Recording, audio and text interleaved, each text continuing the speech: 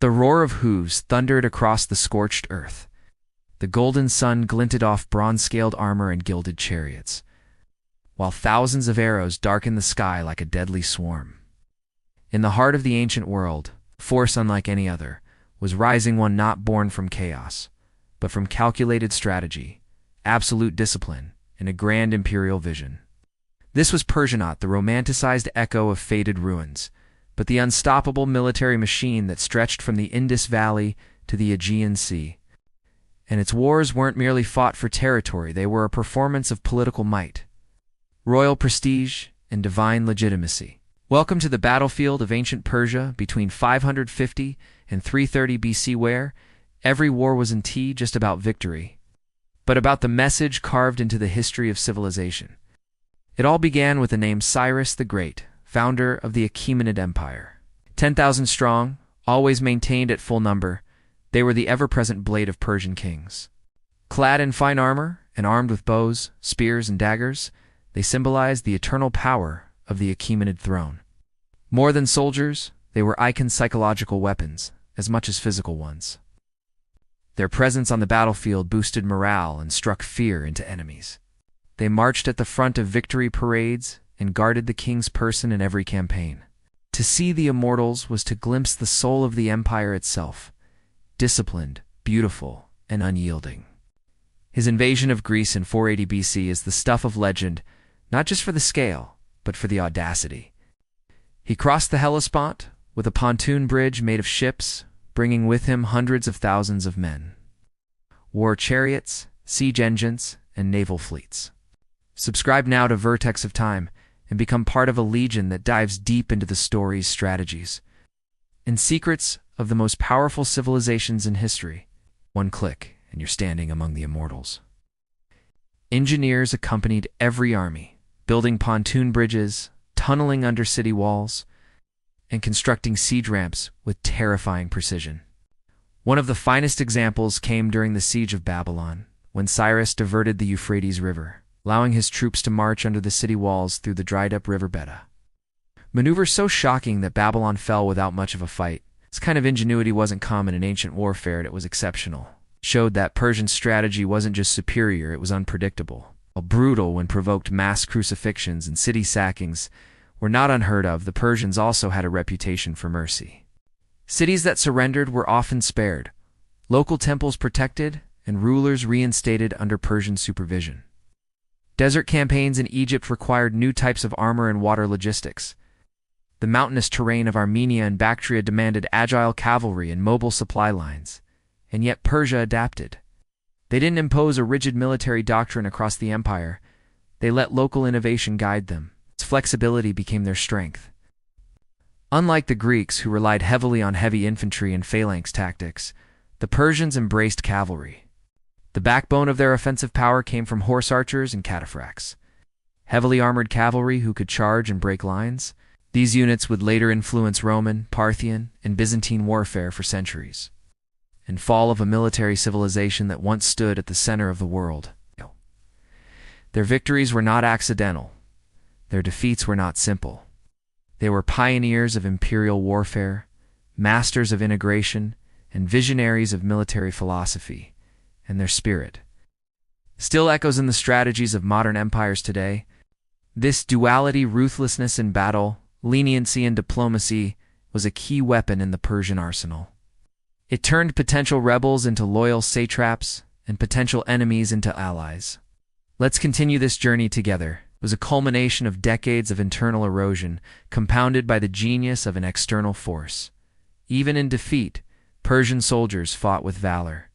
Even as Darius III fled and was betrayed by his own men, the legacy of Persian warfare endured.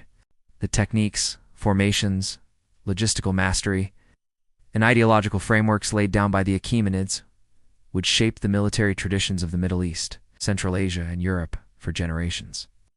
Persian kings didn't present themselves as warmongers, but as bringers of order.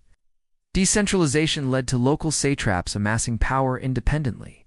Internal rebellions, succession crises, and palace intrigues weakened the once tight grip of the empire. And then came the final storm, the arrival of Alexander the Great. With a disciplined Macedonian phalanx, brilliant leadership, and a burning desire to avenge the Persian invasions of Greece, Alexander unleashed a campaign that would unravel the mighty empire. In their royal inscriptions, like those found at Persepolis or on the Behistun inscription, they described themselves as defenders of truth against lies. War was a divine duty, carried out to preserve harmony and justice across the world. Every campaign was framed as righteous, every rebellion as a descent into chaos. This wasn't just propaganda, it was belief. The Persian military existed to enforce a sacred vision of the cosmos, where the king ruled not by brute power, but by divine right. The Battle of Thermopylae, immortalized by modern media, was but a small piece of the campaign. Persian forces overran northern Greece, burned Athens, and challenged the unity of the Greek city-states. And while ultimately defeated at Salamis due to the cunning naval tactics of the Greeks and poor Persian coordination at sea, the campaign proved that Persia could project power deep into enemy lands. This wasn't a reckless empire, it was a global one. Long before Alexander's legions ever crossed into Asia, Cyrus had already revolutionized what warfare meant in the ancient world. Persia wasn't a single kingdom, it was a unification of diverse peoples: Medes, Elamites, Babylonians, Lydians, Egyptians, and more. Their vast network of royal roads allowed them to move armies rapidly across thousands of kilometers. Supply lines were guarded, fortified outposts supported long campaigns, and naval fleets transported men and horses with remarkable efficiency. One of the key differences between Persian and Greek warfare, for example, was this emphasis on scale and endurance.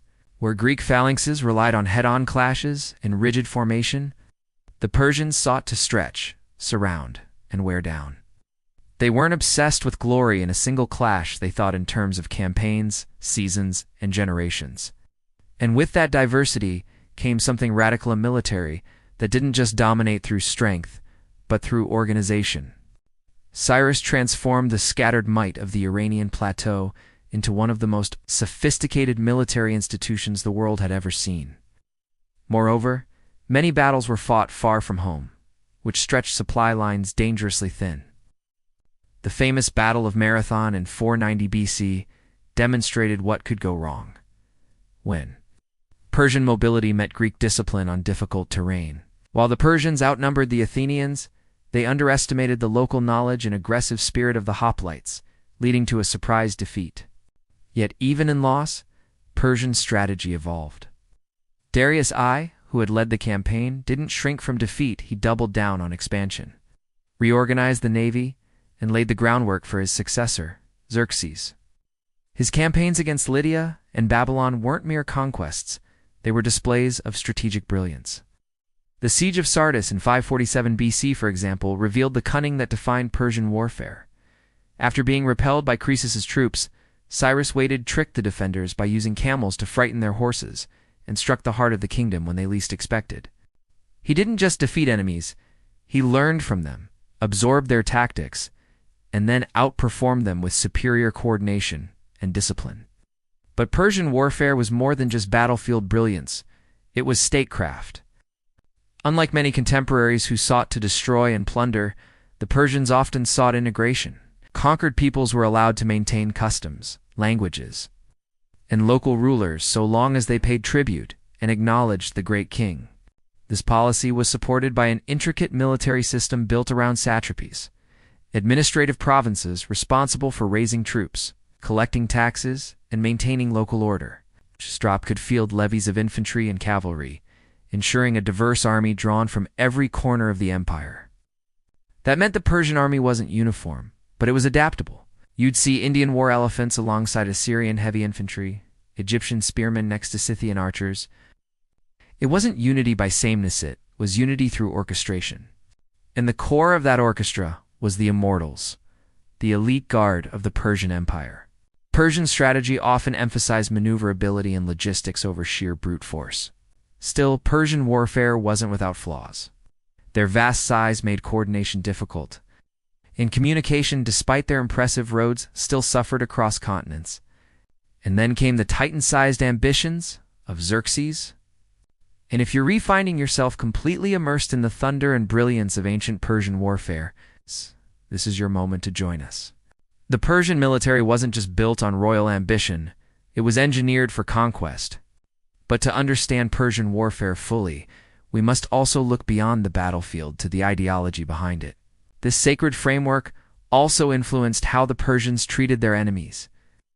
As the empire expanded eastward into Central Asia and India, and westward into Thrace and Egypt, new challenges emerged. By the time Artaxerxes III ascended the throne in the 4th century BC, the Persian military was still feared, but cracks had begun to show.